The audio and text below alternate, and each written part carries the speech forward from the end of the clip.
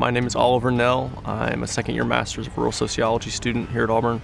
Realized I have a real love for rural, especially the rural South, and wanted to work in rural poverty, mostly food-related poverty. I had never heard of the field.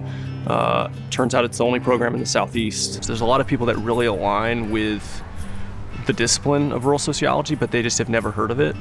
It's a small department, so we get a lot of face time and get a lot of really good mentorship.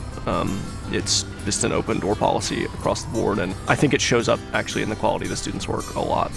So we work on farms in South Central and North Alabama. Different farmers, like real farmers, have dedicated parts of their land, volunteer parts of their land, to allow us to try out some different agricultural methods on them. Because it's an interdisciplinary program between the College of Liberal Arts and College of Ag, there is some back and forth of students that are working on different projects with us.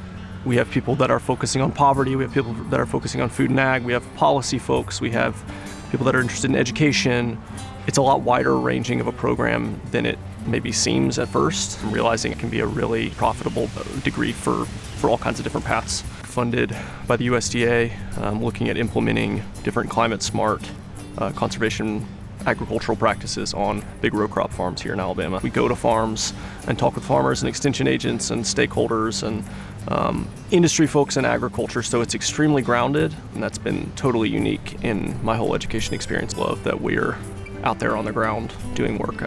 That's probably the thing that I love most about it.